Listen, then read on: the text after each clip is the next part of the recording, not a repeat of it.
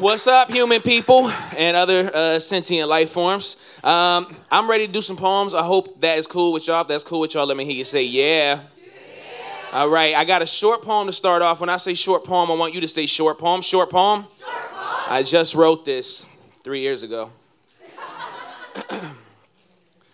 This poem is entitled, The First Signs of a Rebel. I remember when my second grade teacher said, I couldn't eat my gingerbread house. I looked at her like, lady, me and you both know I'm eating this gingerbread house. And that's the poem, thank you. Let's get this party started. I grew up a chubby kid. Anybody here grow up a chubby kid? Make some noise, you grew up a chubby kid. Yeah, I did. It's a poem about being a chubby kid. Here we go. My whole life, my mother has been somebody who would tell me that I was someone who was big-boned. But after much of my life searching for fat skeletons, I realized she's probably making that up. In reality, I was a fat kid. Now, high school was like a jungle, and I was like a walrus. But the cool kids, the ones with the clear skin and the ball bearings in their hips, they were lions. I wanted to be like them. Their paws, swagger-striped Air Force Ones, manes that resembled baseball caps like the Giants and the White Sox and the Yankees. And then there was me, the kid that during soccer games and field hockey games always played the fabulous position of goalie. I decided that if I was to be a lion, I would first need a mane, I would first need a fitted hat. So, started saving up my lunch money. Huge accomplishment for any fat boy. And after 2 weeks, finally had enough for the hats. So I went to the mall, stepped into the store, growl ready, looking to earn my main hats like the Giants and the White Sox and the Yankees. And my head was too big to fit any of those hats. But the cashier gave me hope. She went into the back and pulled out a brand new Detroit Tigers hat. The Tigers had lost 106 games that year. Proper metaphor for my high school life. Next day, I was just a chubby kid with the wrong hat. But what I didn't know is the tiger is the heaviest of the jungle cats. It is the only member of the big cat family that has no audible roar. It growls at a frequency so low that humans can't hear it. And that was the problem. These humans just couldn't hear me. I was prowling around the wrong shrubbery, whispering around cats too small for my stripes. Now this is what us chubby boys must do. Not puff out our chest, not make alarms out of our throats. We must whisper into the tall grass, gentle but jarring. I mean, who was I kidding? I was no walrus, no lion, but a tiger, scarce and unassuming, the symbol for personal strength, the symbol for invincibility, and the mascot for the best damn cereal in the game. It is true. A tiger's roar makes no sound, but its low rumble has always been known to shock and stir its prey. So to all of my chubby kids, do not stay hidden in that brush too long, because you know what? They may not hear you, but they sure in hell are going to feel you. That's a poem.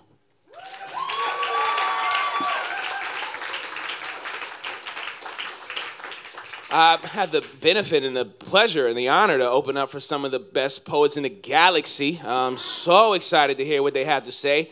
I just came to get the juices flowing. I am Palestinian and Egyptian. You shout out to places where people are from. My name is Amin. But everyone calls me Drew. It means honest.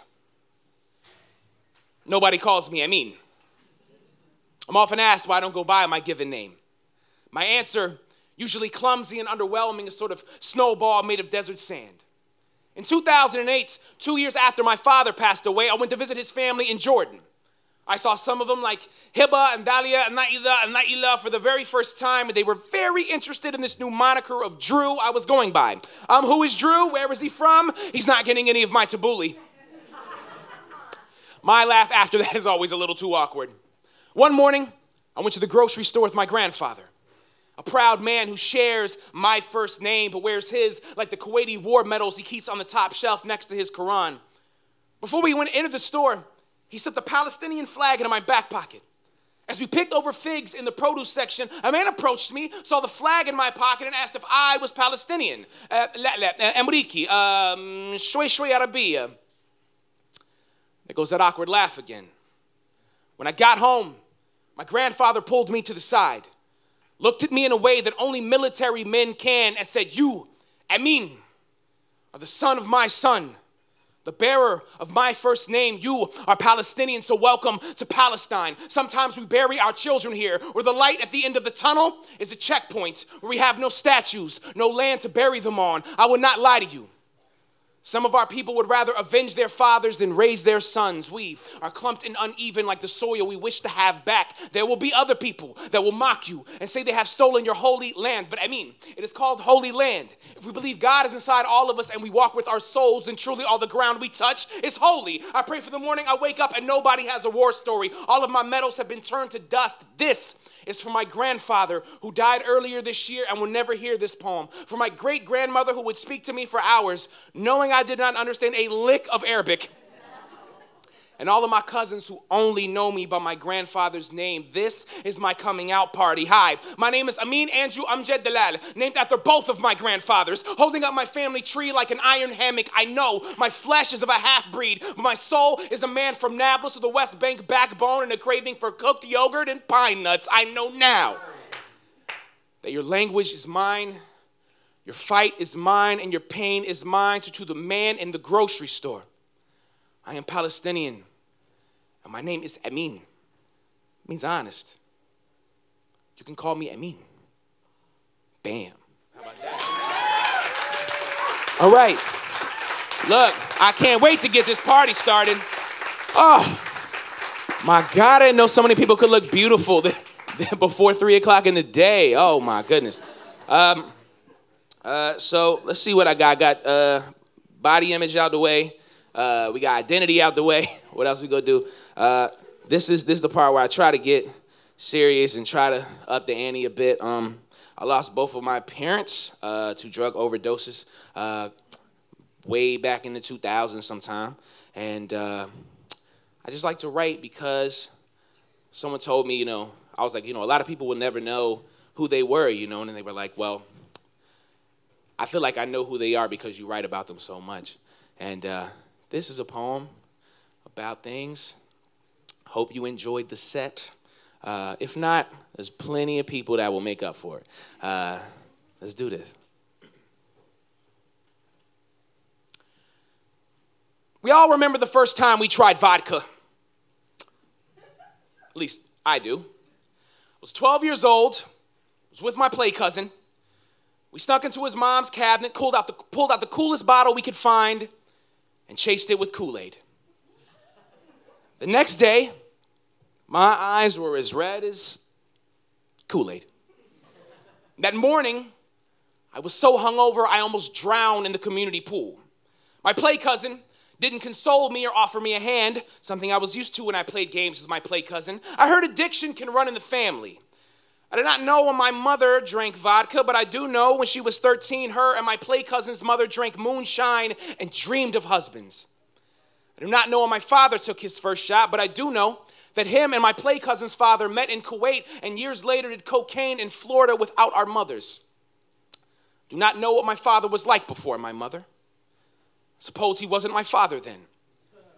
Just a boy, like I was, who learned how to mourn his father's stolen country, like I do, who learned how to walk with the lights off, who cried into a shadow when his mother wilted into a desert like mine did. Me and my father both learned how to deal with grief. He did by playing soccer. I did when I learned how to eat cereal with a fork when my dad burnt all the spoons shooting up in the bathroom. Me and my mother learned how to cope by curling into a ball, hoping this would stop me and my father from fist fighting. It usually didn't. One night, my father screamed a white noise of addiction so far into the sky, it turned the air into a ghost. I came downstairs, pushed him to the ground. At that point, my father turned back into a boy without a mother like I am now and said, "Son, I never meant for it to be this way. I love you like an ocean that can kill me. On those nights, the only way we could deal with the grief was praying for each other and ourselves. My play cousin was kicked out of the military for being mentally unstable. God only knows what trauma made him too violent for war. My sister asks herself, when are we too old to be orphans? My parents kissed each other in heaven.